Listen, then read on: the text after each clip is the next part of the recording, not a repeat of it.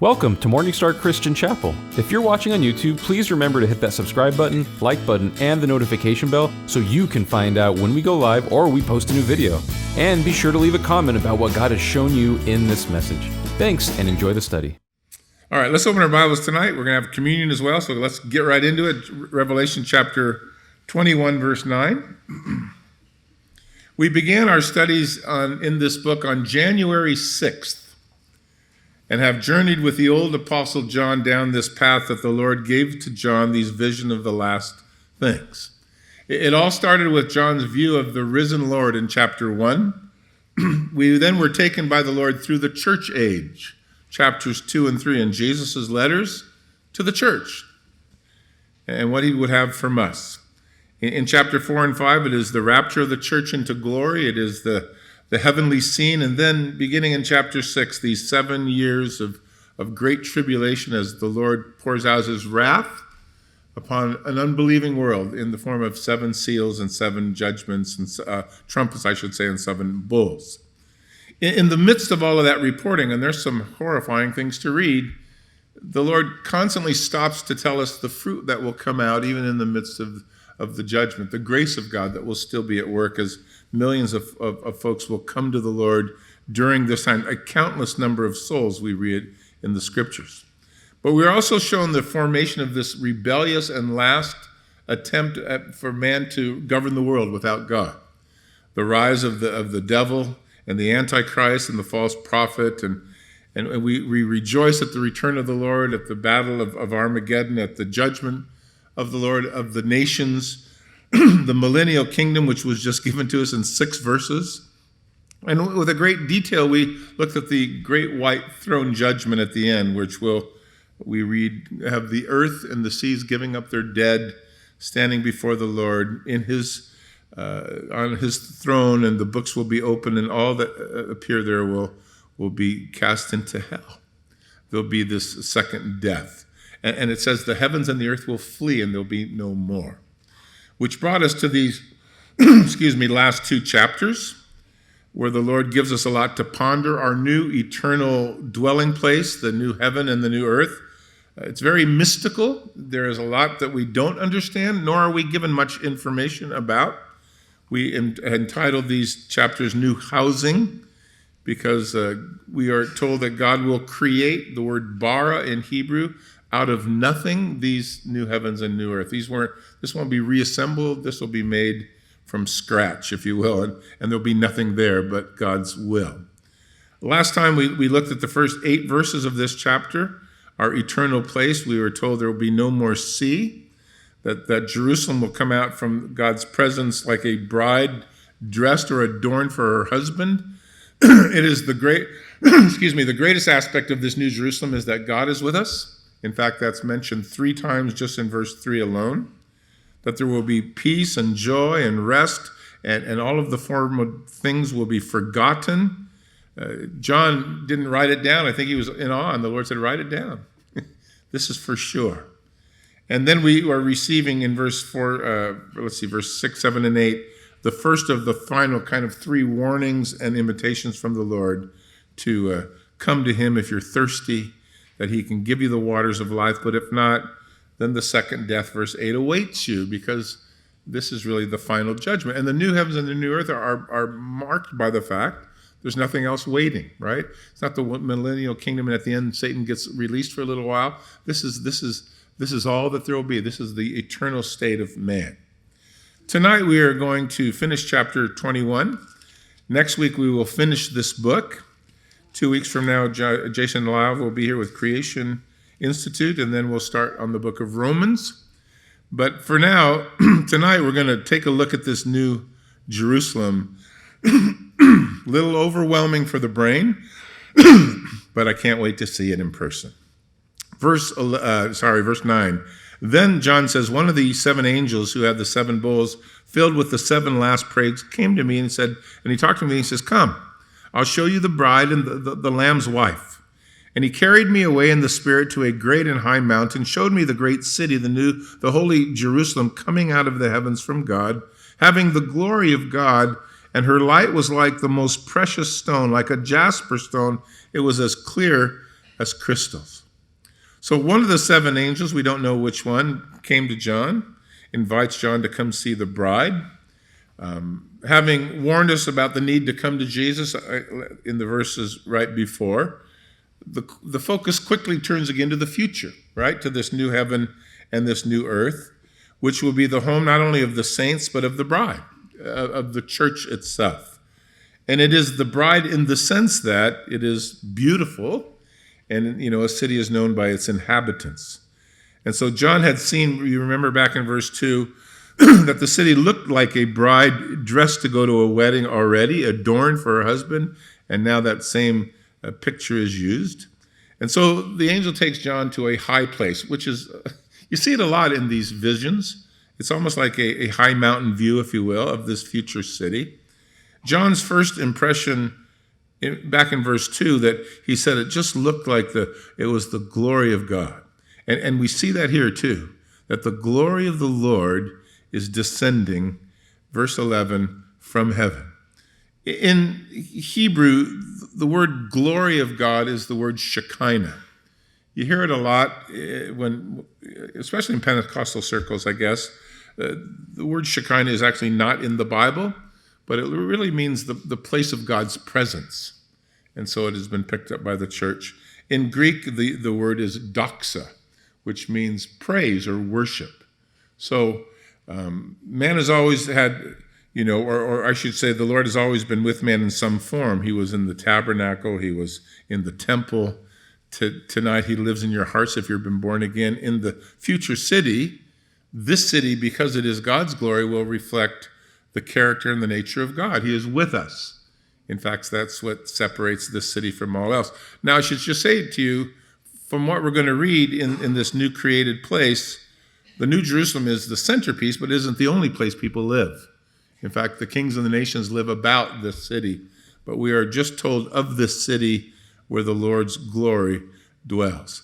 I don't know how John was handling this. He's almost 100 years old. He is seeing what no man has ever seen. It had to just blow his mind, I would think. It is an eternal vision. It is the cornerstone of this new creation. But John's first comment about it is that the light of the city looked to John like, it's a metaphor word, a simile word. It looked like a jasper stone, a most expensive, precious is the word for expensive stone, and it was clear as crystal. So, not sure whether it's a diamond or a quartz, but it is because the Lord is in it that it is shining. In fact, if you look at verse 23, just kind of flip over for a minute, it says, the city has no need for the sun or for the moon to shine in it, for the glory of God illuminates it, and the Lamb is its light. So it'll be God's presence with us that really causes this place to shine, if you will. The jasper stone we will find mentioned in the walls of the city here in a minute, also in the foundation of the walls of the city.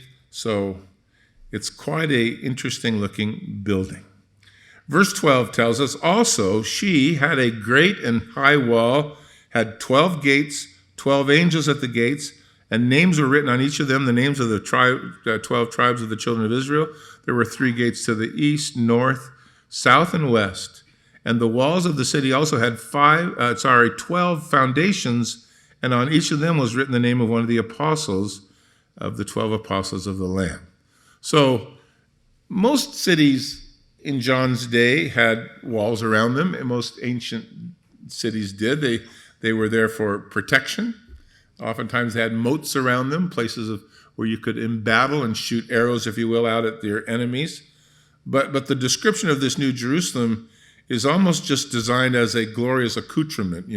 It's just beautiful. It's really, there's no protection here, or is there any needed?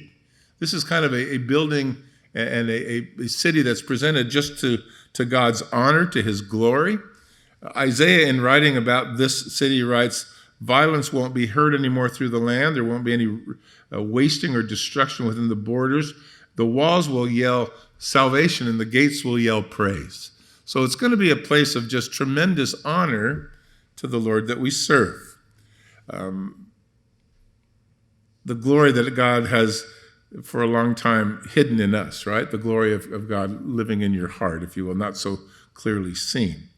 Notice that the walls of the city are great and they are high, 12 gates, 3 on each side, an angel at every gate, a name on every gate with the 12 tribes of Israel, 12 layers of foundation upon which the walls are built, the name of every of the 12 apostles written on them. So within the names of the Old Testament tribes, the New Testament apostles, this is kind of this is the building for all of God's people, right? Old Testament and New. The church itself is said to have been built on the foundation of the apostles, right? Ephesians chapter 2, I think. So is this city. Well, if you'll keep your finger here for a minute, would you go with me to Hebrews 11 for a minute? Just go back about, 4 books or so, 5 books. And Hebrews 11. I want to take a look just for a few minutes at these scriptures which talk about Abraham's faith way back in Genesis 15. But it is Hebrews 11:8, where we read these words, "By faith Abraham obeyed when he was called to go out to a place that he would receive as an inheritance, and he went out not knowing where he was going." You might remember the story in Genesis that the Lord called him to go out. Took him a while actually to go. He waited until his father died. He kind of moved, but didn't really move in the direction the Lord wanted. At some point, he decided, no, I'm going to walk with God. And so he begins that long journey, not knowing where he went, but he did it by faith. Verse 9 says he dwelt in the land of promise as he would in a foreign country. He lived in tents with his kids, the heirs with him of that same promise. So for several generations, Abraham and his family had God's promises that he would give to them the land in which they lived, but they really lived there like foreigners. There were other people that ran the land. They didn't own any of it. They were just visitors, if you will, but they believed one day God would give them the land even as he had promised, and Abraham handed that down to Jacob and to Isaac and to their generations as well. But we are told in verse 10 that they were waiting for a city which has foundations, whose maker and whose builder was God. Which is an interesting commentary on the faith of Abraham, considering there's virtually no Old Testament promise or insight that this city would ever be built. We have no description of the city at all. We just have a promise of they were waiting for something that God had built. Abraham looked by faith for a heavenly home, and it pleased the Lord. Then we read in verse 11, or let's just skip down to verse 13. We'll skip over the child that was born. Verse 13, "These all died in faith, not having received that promise, but they saw them afar off. They were assured of them. They embraced them. They confessed they were strangers and they were pilgrims in the earth. For those who would say such things clearly declare that they are seeking a homeland. And if truly they had called to mind the country from which they had come out, they might have opportunity to return there. But now they desire a better, that is, a heavenly country. Therefore, God is not ashamed to be called their God, and he has prepared a city for them." The result of Abraham's faith and that of his family was that they were left living in a land that they were promised, but yet not even looking at the land that God promised them. They were looking for something even more.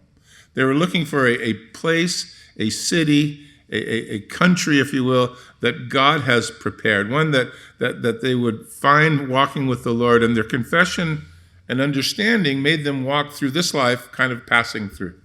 Didn't hang on to things very well, didn't put roots down here, if you will. They were campers on the move. They handled things kind of lightly. They had the city that God was preparing gripping their hearts. And I think to that extent, I think this explanation that we get in such little detail here should be something that grips our hearts. This is where we want to get, right? This is the final place, man. This is where the running ends and the waiting ends. And this is the end game for the Lord. This is where he wants you and I to come. It is a dangerous thing for us as Christians if we feel at home in the world. That will create, I think, a spiritual dilemma. If you can mix in and settle in and feel at home here, that's problematic, because this certainly is not your home. You want to be sure that we're living for that place that God has prepared for us. And if you read these descriptions in Revelation, the description of this new city has walls and gates and foundation. It all speaks of very It was permanence, but yet in our life here, there's no really permanence. This is not the place we need to live. Peter said, this is going to burn up. So we have to look forward to what is coming and what God has prepared. We are in the world, but we're not of the world. When Jesus prayed for the disciples there in John 17, he said to the Father, I don't pray that you should take them out of the world, but that you should keep them from the evil one. They're not of the world, and neither am I. So we've got to get through this time looking for the promise that God has given to us and what God has made available to us. And this world is far removed from God's will, and we are certainly out of step with the ways of man. So we are citizens of heaven, right? And our intention is not to be here forever. God's intention is not to leave you here forever. He has better plans for you. Just look, what does it say in verse 3? I saw the temple of God is, or tabernacle of God is with man. He'll be with us. He'll dwell with us. God will be with us and we'll be his people. That's his plan. And both the Old and New Testament will have to learn that, we live here today while we look forward to one day being there. So Abraham's life was emblematic, I think, of our life, waiting for a place that God would prepare. Well, this is the place. Well, let's go back to Revelation verse 15 now. And then John says this, and he who talked with me, the angel, had a gold reed to measure the city, its gates and its walls, and the city was laid out as a square, its length as great as its breadth. And he measured the city with a reed. It was 12,000 furlongs. Its length and its breadth and its height are equal. And then he measured its walls, 144 cubits, according to the measure of the man, that is, of that angel. John now watches the angel pull out a golden reed. In the Bible, most of the time, reeds are 10 feet long. They're a measure that is used even in the Old Testament. They were certainly used as 10-footers in secular measurements from historical settings. And it really doesn't matter in this case anyway, because we're told what the measurement was. But that's usually how they worked. A golden reed, I suspect, because in keeping with the glory of the city. Notice that we read that the city was a perfect square. In the width, length, and the height are the same. So the shape could be a cube, but it could also be a pyramid. Doesn't matter. We have the volume of it, if you will. But the measurement of this city, the New Jerusalem, staggering. 12,000 furlongs. A furlong is 660 feet long, or a quarter of a mile, which would mean that the sides of this thing were all, in every direction, 1,500 miles, right? That is, of course, that nobody has to live on the bottom floor, if you will, if we're thinking of traditional living spaces, but this is glory. I have no idea. But the measurements are very similar. As John tells us, these numbers are the measurements of a man. Let me give you an idea how this feels as far as calculations. If you were to live 175 miles up and 55 miles in, and there were 12 billion of you, you would each still have 3/4 of a mile for a yard.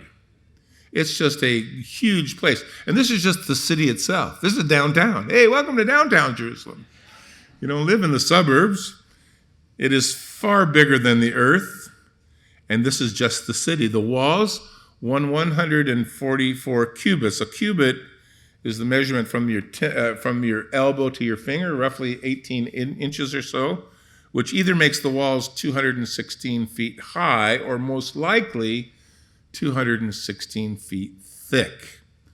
It would be silly to have a 200-foot wall around a 1,500-mile. Forget it. It'd be like a little skirt on the thing. That wouldn't be good. So it is most likely the thickness of the walls. We then read in verse 18, the construction of the wall was of jasper. We just read about that stone. And the city was, bless you, pure gold like clear glass. And then the foundation of the walls of the city were adorned with all kinds of precious stones.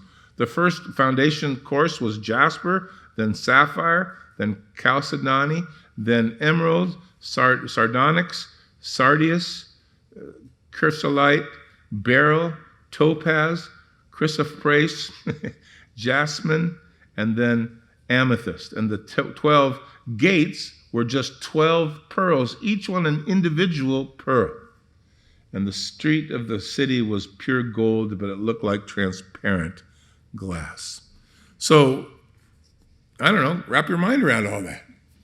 The walls and the foundations as described, and we come to the conclusion, this was more about gems than botany, right? In Ezekiel chapter 28, when we are given the description of Satan's fall from glory, being the chief worship leader in heaven and from God's presence, the very same stones that you find here in the walls were around God's throne in glory. You can read about it there in Ezekiel chapter 28, that every precious stone was his covering, and then you'll find these written out for you as we read them here.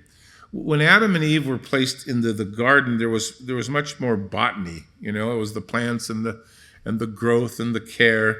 This New Jerusalem, at least from John's focus, was all about a jeweler's delight. I mean, it was absolutely just amazing. The wall was made of jasper, 216 or so, 17 feet thick, and yet it was clear as glass. Can you imagine?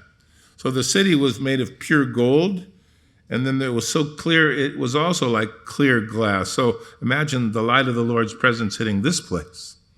On the verse 19, the 12 foundation layers, each one of them had the name of an apostle, but also they were all representative by these expensive jewels. Now, usually foundations are out of sight. There's a lot of work that went into our building that's underground, right? Just like this place. You just don't see it. It's buried, it's deep, it's wide, it's designed to carry stress and load, and especially in places that have earthquakes like we do. A lot of stuff is under the ground, far more sometimes than what you see above ground. But not here. This is all about being visible and decorated and beautiful and all colors of the rainbow. And then we're given in verse 19 and 20 these jewels, if you will. Jasper is glass clear. Sapphires are hard as a diamond. They're blue in color. Chalcedony is an agate. It comes from Turkey. It's usually sky blue, but has stripes of colors in it. Emerald, is green. Sardonyx is red and white. Sardius, I think, is red. Chrysolite is gold and very transparent. Beryl is kind of sea green. Topaz is real green. Chrysolite is kind of a greenish stone as well. Jasmine is violet. Amethyst is purple. So you get all of these colors on the spectrum, and they're the foundations of the city itself. That then runs 1,500 miles up and down and over through 215 or 16 foot thick walls. And add to that understanding, verse 21, 12 gates, each gate made out of one pearl. Now, I don't know how big the gates have to be in a city with 1,500 foot high walls, but this is where the expression, the pearly gates, comes from. So it is in your Bible. And each one of them has the name of one of the tribes of Israel written on them. So, I don't know, man. Can't wait to see this place. But I think as you read about it and you think about it and the Lord kind of gives you an insight, I think it's one of the strongest statements in the Bible about how eternity values things differently than we do. Because these are the most expensive things that man knows. You don't make streets of gold, right? We use asphalt, and then we complain about the cost. In fact, at least for us for a little while, we couldn't get asphalt to do this parking lot because of whatever. Supply and demand, it wasn't around. So here you have diamonds and precious jewels and gold, and heaven goes, well, let's use those for walls, for foundation, and then let's just pour the streets with gold. And you go, what are you doing? I think what the Lord is telling us is, our valuing is pretty different than His. Right? When we start to learn about the true valuing of things before the Lord, I think it changes things. I always think about tithing. I remember as a young Christian beginning to tithe, and I remember complaining to the Lord every week about, this is pretty hard. And then someplace along the line, I realized God doesn't need anything I have. This is ridiculous. So tithing for me then became God's. It wasn't God's ways of raising funds. It was God's way of raising children, right? That I begin to just trust him for the things that matter to me. So I wonder if this brief description, and it's just very brief, and to me it leaves more questions than answers, is here at least in part to tell us that we should value the greatness of God and his presence more than we should ever value the things that we try to hoard and get in this life. Because God will just put it into the walls. He fills the walls with jewels and the gates with pearls. And then you say to yourself, well, then what really is valuable to the Lord? And the answer is, you are. And the glory of the city is not what we just read. Verse 3 says, the glory of the city is the Lord shows up there. And I don't know his glory. It's going to be dazzling, right? It's going to overwhelm the senses. But it is what God is interested in is you. I think it was in Luke 16 that the Lord said to his disciples, what is highly esteemed among men is an abomination in the sight of God. What man counts as valuable, God just doesn't value in the same manner. In Psalm 147, the psalmist writes, he does not delight in the strength of a horse. He just takes no pleasure in the legs of a man. The Lord takes pleasure in those who fear him and those who hope in his mercy. That pleases the Lord. So I think this beautiful city, however it's going to look, it's going to be amazing. It's probably a testimony of the fact that what God really cares about is who shows up there, who arrived there, who has come to honor his son. And I think it's all to his honor that we read of these things here. Psalm 149, verse 4, great words. The Lord takes pleasure in his people, and he will beautify the humble with salvation. God takes pleasure in you, not in this. This is to his honor and to his glory. He certainly deserves all of it and more. But from God's perspective, he's interested in the heart, which is why I think when Peter wrote his first letter to the churches that were scattered, he said, don't adorn yourself outwardly with your hair or gold or fine apparel. Adorn the hidden person of the heart, the incorruptible beauty of a gentle and a quiet spirit. He said that's very precious in God's sight. We read of all these precious stones, but God has plenty of those. Gold for asphalt. I like that. But it's you that he's after. It's you that he sacrificed for. It's you that he sent his son to go get. And when John, back in verse 3, heard with a loud voice to declare what is valuable to the Lord, it was his intimacy with us. Because though the city is beautiful in appearance, its quality is found in the inhabitants. And the inhabitants are there with their God, who is the light of the place. And then verse 6 and 7 says, those who trust him will be found there to the joy of the Lord. So I don't know how this place is going to look. And most of the books I've read over the years on the New Jerusalem, they spend an inordinate amount of time on the jewels. But I think you're missing the point. Because God kind of lays them out there, but he introduces all of it by saying, the glory of the city will be that God's with us. So I think that we shouldn't lose sight of that. Verse 22 says this, I saw no temple in it, for the Lord God Almighty and the Lamb are its temple. The purpose of the temple in the Old Testament was always a place of meeting between God and man.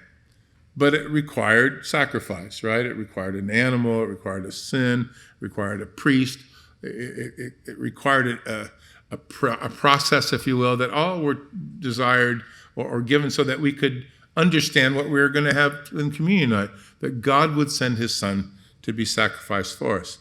The thing is, when we now arrive at this New Jerusalem, there is no more sacrifice that's required. There's no more ritual that needs to be followed. There's no more symbolism, if you will, to observe. We all have made it to a place of fellowship with our Lord in our life, the Lamb, and now that's really what ultimately God wants to accomplish.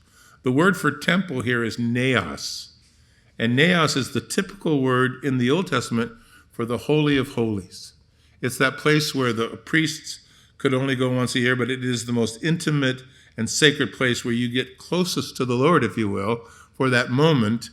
And yet now all of us can come as he desires and have that same intimacy, and there's no separation. Anything that spoke of all of that, this is at the end of things, right? So there's no more looking back. There's no more needing to embrace something, to learn something else. In fact, we read in verse 23, the city has no need for the sun, has no need for the moon to shine, because God's glory will illuminate it, and the Lamb is its light. The Lamb is its temple. The Lamb is its light. Most of the descriptions of the new heaven and the new earth, if you put all of the verses together, are in the negative, which means these are things that you won't find there. You won't find death, sorrow, crying, pain, remembrance of the past, no sun, no moon, no sea, no temple, and on it goes. There's a lot of knots. But here's what we do have, the Lord's presence with us, and he's the light of the place. He'll be the light of the city. He'll be the light. In fact, he'll be the light of the whole earth. Isaiah writes in chapter 60, the sun shall no longer be your light by day, nor the brightness of the moon will give light to you, for the Lord will be your everlasting light, and the Lord will bring his glory. Your sun shall no longer go down, the moon itself can withdraw, for the Lord will be your everlasting light, and the days of your mourning will have ended. It's the way it ought to be, right? There's a conclusion to all of these things, and it's a time of tremendous joy. Well, having said all of that, as he did earlier, we are told in verse 27, I'm skipping things, aren't I? I jumped way ahead. Let's see, where am I? 24? Where are we at? 23? 24? Imagine, by the way, the glory of a city shining with God's presence, and it's 1,500 miles up and down, and everything's crystal, and everything shines, and it's going to be blinding, I'm thinking. I don't know. We won't be able to look right at it. Verse 24, and the nations of those who are saved shall walk in its light, and the kings of the earth shall bring their glory and honor into it. Its gates shall not be shut at all by day, nor shall they be shut at night. Or there shall be no night, and they shall bring the glory and the honor of the nations into it. And so, but there shall be no means, shall by no means enter into it anything that defiles or causes an abomination or a lie, but only to those who are written in the Lamb's book of life. So what survives, obviously, this great white throne judgment, only of the people that have loved the Lord. They won't appear there. They'll have beat the second death. They'll have the first resurrection. But I want you to notice that we get this description of the city, but then we're told that the nations around will get light from this city, which kind of sits in its middle, if you will. The gates will never have to be shut. There isn't going to be any night. It's just day and the light of the Lord, and everyone's going to bring honor to the Lord. And so it's some more negatives: no nights, no closed gates. And the nations which for generations have always sought to glorify themselves now live to honor the Lord and to bring honor to his name. Again, the prophet Isaiah, chapter 60, therefore your gates will be open continually. There will not be shut by day, that men shall come to you with you to bring the wealth of the Gentiles and their kings in procession. They're going to, life is going to go on, and we don't know what that's going to be all about.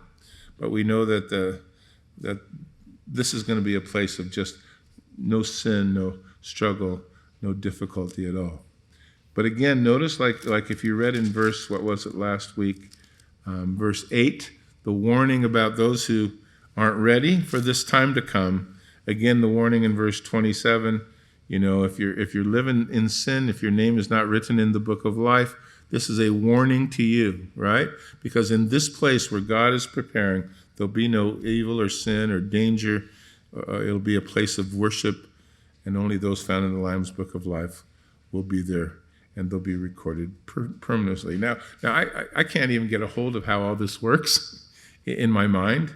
I believe it is meant to pique your interest, to make you look forward to this, to value as the Lord values, and to, like Abraham, walk through this life saying, man, I can't wait to get there.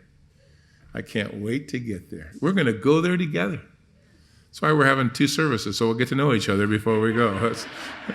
I just noticed that's the sign right there. See how that worked right there? That's perfect. All right. Father, thank you tonight for your word to us. So glad that there is a place waiting that you have made possible through your Son, where we are going to enjoy your company, your light, your goodness, and our fellowship together. And we're going to so ever be with the Lord. That'll be it. That's your plan. What you've got in store for us in terms of work, in terms of service, Lord, you'll tell us, you'll show us. But we have assuredness of a city whose maker is the Lord. And that's what we're going to look forward to. And certainly that's what we're going to weigh up time. I'm so thankful, Lord, for your work for us. What does God value? It isn't the jewels. They're everywhere. It isn't the gold. It's a dime a dozen to him. What he values is a relationship with us. And the warning to be sure our name is in the book of life is vital. Our focus should not be on this life, but on the life to come. We're citizens of eternity.